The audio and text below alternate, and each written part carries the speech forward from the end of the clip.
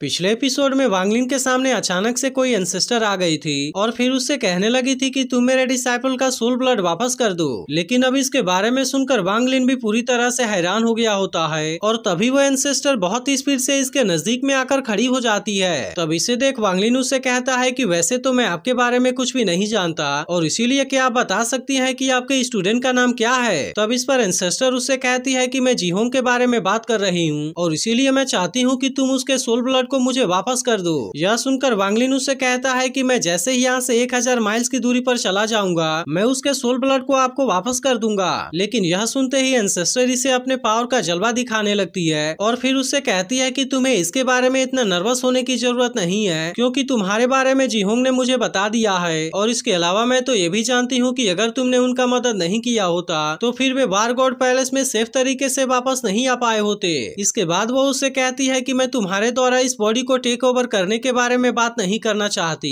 क्योंकि वैसे भी तो तुमने जीहोंग को बचाकर बहुत अच्छा काम किया है और अब इसीलिए मैं यहाँ पर किसी भी चीज के बारे में ज्यादा बात नहीं करना चाहती। लेकिन इसके बारे में सुनते ही वांगलिन सबसे पहले उससे सॉरी कहता है और फिर उससे कहता है कि मैं जब तक यहाँ से 1000 माइल्स की दूरी पर नहीं चला जाता तब तक मैं उसके सोल ब्लड को आपको वापस नहीं करूंगा। तब इसकी ऐसी बात सुनकर एंसेस्टर उससे कहती है कि तुम तो 1000 माइल्स के बारे में बात कर रहे हो लेकिन शायद तुम्हें पता नहीं है कि यह हमारे लिए कितनी छोटी चीज है क्योंकि हम केवल कुछ ही ब्रेथ में इतने दूरी को तय कर सकते हैं और इसीलिए अगर मुझे तुम्हें मारना होता तो मैं तुम्हें कब तक का मार चुकी होती। लेकिन इसके बाद भी हम देखते हैं कि वो एंसेस्टर इससे इसके बारे में ज्यादा बात नहीं करती और फिर उससे कहती है कि अगर तुम यही चाहते हो तो मैं तुम्हें यहाँ से जाने देती हूँ। जिसके बाद हम देखते हैं कि इसके बारे में सुनते ही वांगलिन भी तुरंत यहाँ से जाने लगा था और अब इस तरह से वो बहुत तेज स्पीड से इससे काफी दूर चला जाता है। इसके अलावा हम देखते हैं कि इसने जीहोंग के सोल ब्लड को भी वापस करने का डिसाइड कर लिया था और फिर कहता है कि मैं आपके साथ में किए गए वादे के मुताबिक इस सोल ब्लड को वापस करता हूँ। लेकिन इसी के साथ हम देखते हैं कि वांगलिन को भी एंसेस्टर से काफी डर होता है क्योंकि अगर उस एंसेस्टर ने चाहा तो इसे बहुत ही आसानी से पकड़ लेगी। वहीं दूसरी तरफ हम देखते हैं कि उस एंसेस्टर को जीहोंग का सोल ब्लड वापस मिल गया था और फिर कहने लगती है कि भले ही वो लड़का भी फाउंडेशन बिल्डिंग के मिडिल स्टेज में है लेकिन इसके बाद भी मुझे ऐसा लगता है कि उसके पास में बहुत अच्छा दिमाग है। इसके बाद अगले सीन में हम बर्निंग किंगडम के अल्केमी हॉल का सीन देखते हैं जहाँ की फायर किसी वजह से इनके कंट्रोल से बाहर जाने लगी थी, इसीलिए वे सभी अपने अपने पावर का यूज करके किसी तरह से उसे कंट्रोल में करने लगते हैं। अब इस तरह से हम देखते हैं कि इन्होंने किसी तरह से फायर को अपने कंट्रोल में कर लिया था और फिर इनमें से चिंग नाम का लड़का पूछता है कि आखिरकार यहाँ पर क्या हुआ। तब इस पर एक लड़की उससे कहती है कि अभी यहाँ पर कोई हमारे सेक्टर का स्टूडेंट बनकर आया था और इस तरह से उसने रिफाइन किए गए टॉप ग्रेड वाले हेवनली पिल को चुराने का ट्राई किया, जिसके बारे में सुनकर चिंग कहता है कि इस पिल को बनाने के 1 घंटे के अंदर ही उसे कंज्यूम भी करना होता है और इसीलिए इस बात से ऐसा लगता है कि उस चोर को इसके सीक्रेट के बारे में बहुत अच्छे से पता है। तभी दूसरी लड़की कहती है कि अभी तो यह बहुत अच्छा हुआ कि मुआन को इसके बारे में पता चल गया, जिसके बारे में सुनकर चिंग उससे पूछता है कि मुआन को कुछ हुआ तो नहीं। तब इस पर वो लड़की उससे कहती है कि नहीं, वह पूरी तरह से सेफ है और वो नए रिफाइन किए गए हेवनली पिल को देने के लिए एंसेस्टर के पास में गई है। तब इसकी बात सुनकर चिंग कहता है कि हमें किसी भी तरह से उस चोर के बारे में पता लगाना ही होगा और अब इस तरह से वे सभी एक साथ में उसे खोजने के लिए यहाँ से निकल जाते हैं। वहीं दूसरी तरफ हम देखते हैं कि वांगलिन भी जल्दी से यहाँ से निकलना चाहता था क्योंकि उसे पता है कि वो उस एंसेस्टर के सामने कुछ भी नहीं कर पाएगा और अगर वो इसे पकड़ना चाहती तो वो इसे बहुत ही आसानी से पकड़ लेती।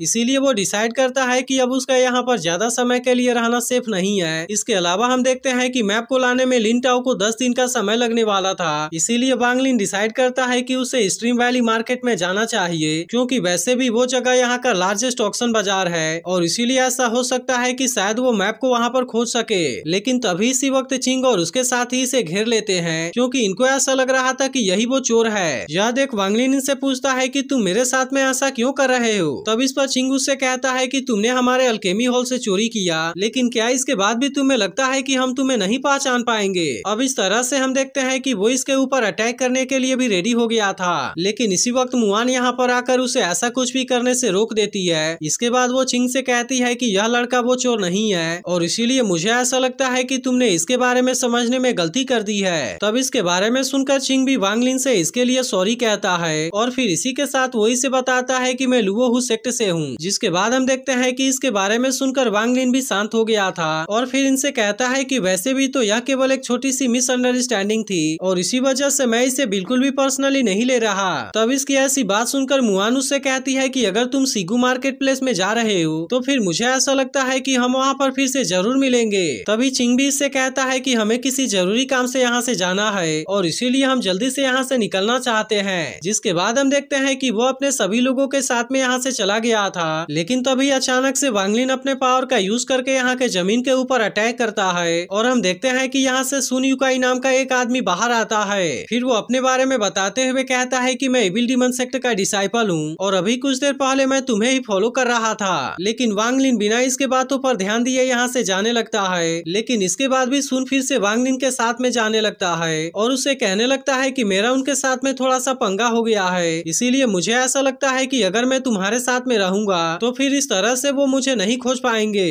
जिसके बाद हम देखते हैं कि सुन फिर से इसके साथ में आने लगा था और उसे कहने लगता है कि मेरे वजह से तुम्हें जो परेशानी हुआ मैं उसके लिए सॉरी कहता हूँ। लेकिन असल में वांग लिन इसके स्पीड को देख हैरान हो गया होता है। फिर वो कहने लगता है कि यह तो अभी केवल फाउंडेशन बिल्डिंग के लेटर स्टेज में है, लेकिन इसके बाद भी इसकी स्पीड उस एंसेस्टर से ज्यादा कम नहीं है। अब इसीलिए वो सोचने लगता है कहीं इसके पास में कोई मैजिक ट्रेजर तो नहीं है। इसके बाद हम देखते हैं कि वो अचानक से इसके सामने रुक जाता है और फिर इसी के साथ वो इसे थैंक यू भी बोलता है। लेकिन वहीं सुन को भी यह पता चल गया था कि यह लड़का तो असल में फाउंडेशन बिल्डिंग के मिडिल स्टेज में है, लेकिन इसके बाद भी इसकी पावर मुझसे ज्यादा लग रही है। फिर वो वांग लिन से कहता है कि वैसे भी तो तुमने मेरा मदद किया, इसीलिए क्या मैं तुम्हारा नाम जान सकता हूँ। जिसके बाद वांग लिन भी इसे अपना नाम मा लियांग बताता है और फिर उससे कहता है कि मैं टेम्पल ऑफ वॉर का डिसाइपल हूँ। लेकिन तभी सुन उससे कहने लगता है कि यहाँ से कुछ दूरी पर एक पोर्टल है, जिस पर वांग लिन भी उससे कहता है कि तब तो हमें जल्दी से वहाँ पर चलना चाहिए। लेकिन अब जैसे ही सुन को पता चलता है कि वांग लिन यहाँ पर अकेला है, तब इसके वजह से वह इसके साथ में थोड़ा सा अजीब तरीके से बिहेव करने लगा था। फिर वो इससे कहने लगता है कि पोर्टल में एंटर करने के लिए 3 स्पिरिट स्टोन की जरूरत होती है, इसीलिए मुझे ऐसा लगता है कि मुझे अपने एक और फ्रेंड को यहाँ पर बुला लेना चाहिए, क्योंकि इस तरह से हम तीनों एक साथ में ही यहाँ से निकल जाएंगे और फिर इस तरह से हम अपने स्पिरिट स्टोन को भी बचा लेंगे।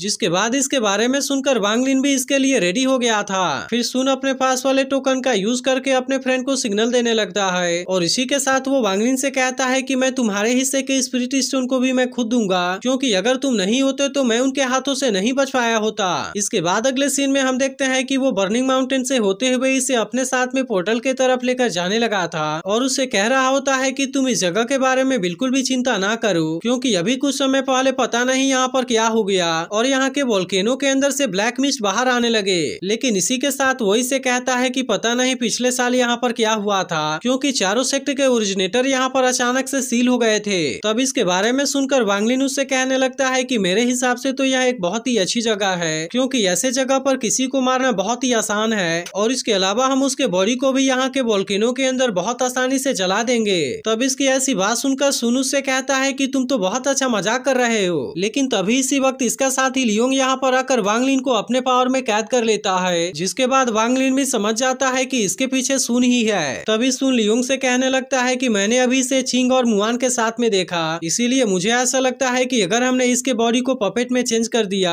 तो फिर इस तरह से हम उनके सेक्ट में बहुत ही आसानी से जा पाएंगे। जिसके बाद हम देखते हैं कि लियोंग भी अपने पावर का यूज करके वांग लिन के ऊपर अटैक करने जाता है, लेकिन इसके पहले ही वांग लिन अपने लाइटनिंग का यूज करके इसके ऊपर अटैक कर देता है और इस तरह से उसने इसे यहाँ पर बहुत ही आसानी से मार दिया था। अब इसके वजह से हम देखते हैं कि सुन बहुत ज्यादा घबरा गया था और फिर वो तुरंत अपने अर्थ एस्केप टेक्निक का यूज करके अपनी जान बचाकर यहाँ से भागने लगता है। लेकिन तभी हम देखते हैं कि वांग लिन ली गुओ को भी बाहर निकाल लेता है और उसे यहाँ के ब्लैक स्मोक को एब्जॉर्ब करने के लिए कहता है। जिसके बाद हम देखते हैं कि इसकी बात मानकर वो बिल्कुल ऐसा ही करता है, लेकिन इसी के साथ उसे ऐसा लगता है कि उसके पास में भागने का चांस है और इसीलिए वो ऐसा करने का ट्राई भी करता है। लेकिन तभी हम देखते हैं कि वांग लिन के लाइटनिंग पावर ने इसे बहुत ही आसानी से पकड़ लिया था। जिसके बाद ली गुओ भी कहने लगता है कि मैं अब यहाँ से नहीं भागना चाहता और इसीलिए प्लीज तुम मुझे छोड़ दो। अब इस तरह से हम देखते हैं कि वो फिर से आयरन पीस के अंदर चला जाता है। वहीं उधर वांग लिन कहने लगता है कि अगर मैंने अर्थ एस्केप टेक्निक को हासिल कर लिया तो फिर मुझे ऐसा लगता है कि यह मेरे लिए बहुत काम आएगा। अब अगले सीन में हम देखते हैं कि सुन किसी तरह से अपनी जान बचाकर यहाँ से भाग रहा था, लेकिन इसी के साथ वह हैरान भी होता है कि वांग लिन ने इतने आसानी से इसके साथी को मार दिया, जबकि उसके पास में तो मेरे से भी अच्छी कल्टीवेशन बेस थी। फिर वो कहने लगता है ऐसा र्यूमर है कि गॉड ऑफ ट्रांसफॉर्मेशन हेवन और अर्थ के पावर को मैनिपुलेट कर सकता है, इसीलिए मुझे तो ऐसा लगता है कि अब मैं बहुत बड़े प्रॉब्लम में हूँ और इसीलिए कहीं ऐसा तो नहीं कि मैं भी अब गॉड ऑफ ट्रांसफॉर्मेशन मास्टर के हाथों मरने वाला हूँ। तभी अचानक से हम देखते हैं कि वो डिस्ट्रैक्ट होने के वजह से एक मैग्मा वाले एरिया के अंदर गिर जाता है और फिर हैरान होते हुए कहता है कि मैं ऐसे जगह पर कैसे आ गया। लेकिन तभी इसी बीच हम देखते हैं कि यहाँ के मैग्मा के अंदर भी हलचल होने लगती है, जिसे देख वांग लिन भी कहने लगता है कि बर्निंग किंगडम में वोल्केनो जिंदा भी कैसे हो सकते हैं। तभी इसी बीच हम देखते हैं कि कोई पावर सुन को मैग्मा के अंदर खींच लेती है, लेकिन इसी बीच मौका मिलते ही वांग लिन ने इसके पास वाले बैग को ले लिया था और अब इस तरह से वो भी तुरंत अपनी जान बचाकर यहाँ से भागने लगता है। लेकिन असल में यहाँ से भाग पाना इतना भी आसान नहीं होता, क्योंकि सामने से एक जायंट फायर बीस्ट ने आकर इसे घेर लिया था और अब इसीलिए इसका सामना कर पाना बहुत ज्यादा मुश्किल होता है। तभी वो फायर बीस्ट अपने फायर बॉल का यूज करके इसके ऊपर अटैक भी करने लगता है, जिसे देख वांग लिन भी अपने पावर का यूज करके किसी तरह से इसे रोकने लगा था, लेकिन उसे समझ में आ जाता है कि वो इसके पावर के सामने कुछ नहीं कर पाएगा और फिर इसीलिए वो यहाँ से भागने का डिसाइड करता है। लेकिन तभी उसे पता चलता है कि अब तो दूसरे तरफ से भी एक फायर बीस्ट आ गया है, इसीलिए वो तुरंत अपने आयरन पीस का यूज करके यहाँ के माउंटेन वॉल को तोड़ देता है और इस तरह से अपनी जान बचाकर यहाँ से भागने लगता है। लेकिन इसी के साथ हम देखते हैं कि मौका पाकर ली गुओ भी यहाँ से भाग गया था, जबकि वहीं वांग लिन अब इनके पावर में बहुत बुरे तरीके से फंस गया होता है और उन फायर बीस्ट ने अपने पावर का यूज करके इसे फायर बॉल में कैद कर लिया था, जिसके बाद वांग लिन भी इसमें से खुद को आजाद कराने के लिए कुछ नहीं कर पाता और फिर वे फायर बीस्ट इसे अपने साथ में लेकर मैग्मा के अंदर चले जाते हैं। लेकिन फिर वांग लिन को पता चलता है कि यहाँ पर तो इसके अलावा और भी बहुत सारे फायर बॉल हैं, जिनके अंदर यहाँ के फायर बीस्ट ने बहुत सारे कल्टीवेटर को कैद करके रखा हुआ था। अब इसके बारे में पता चलने पर वांग लिन भी हैरान होता है कि आखिरकार वे ऐसा क्यों कर रहे हैं और वे इतने सारे कल्टीवेटर को यहाँ पर सील करके करना क्या चाहते हैं। लेकिन इसी के साथ उसे समझ में आ गया था कि इनके पास में फाउंडेशन बिल्डिंग से भी ज्यादा ताकत है और इसी वजह से इनके पावर का सामना कर पाना इतना आसान नहीं है। पर तभी इसी वक्त हम यहाँ पर एक अजीब से फायर क्रिस्टल को भी देखते हैं, जिसके वजह से वांग लिन के पास वाला हेवनली पर्ल अपने आप ही बाहर आ जाता है और इसीलिए वो हैरान होने लगता है कि आखिरकार यहाँ पर क्या होने लगा। लेकिन फिर हमें पता चलता है कि यहाँ के फायरबॉल ने अपने अंदर कैद किए हुए कल्टीवेटर के स्पिरिचुअल एनर्जी को एब्जॉर्ब कर लिया है और अब वो अजीब सा दिखने वाला फायर क्रिस्टल इनके पावर को अपने अंदर एब्जॉर्ब कर रहा होता है। अब इसके कुछ देर के बाद हम देखते हैं कि वो क्रिस्टल वांग लिन के भी सामने आ गया था, लेकिन इसे देखते ही हेवनली पर्ल खुद इसके सामने आ जाता है और फिर वो अचानक से इसके पावर को अपने अंदर एब्जॉर्ब करने लगता है। अब इस तरह से हम देखते हैं कि यहाँ के फायर बीस्ट भी इसके ऊपर अपने पावर का यूज करने लगे थे, लेकिन इसके बाद भी वो इसे रोकने के लिए कुछ नहीं कर पाते और हेवनली पर्ल उस फायर क्रिस्टल के अंदर के सारी पावर को अपने अंदर एब्जॉर्ब कर लेती है। तब इसे देख वांग लिन कहता है कि हेवनली पर्ल का फायर एट्रीब्यूट तो एक ही ब्रेथ में परफेक्ट हो गया, लेकिन कहीं ऐसा तो नहीं कि यह फायर क्रिस्टल इन सारे फायर बीस्ट का किंग है। इसके बाद हम देखते हैं कि वांग लिन अपने पावर का यूज करके अपने वाले फायरबॉल को कंट्रोल करने लगा था और अब इस तरह से इसके मदद से वो यहाँ से भागने लगता है। लेकिन इसके बाद भी हम देखते हैं कि वे फायर बीस्ट इसे इतने आसानी से नहीं जाने देने वाले थे और इसीलिए वे भी तुरंत इसे पकड़ने के लिए इसका पीछा करने लगते हैं। तो क्या आपको लगता है कि वांग लिन इनसे अपने आप को बचा पाएगा? इसके बारे में आप कमेंट करके जरूर बताना। लेकिन अगर आज का एक्सप्लेनेशन आपको अच्छा लगा हो तो इस पर एक लाइक और एक कमेंट जरूर कर देना।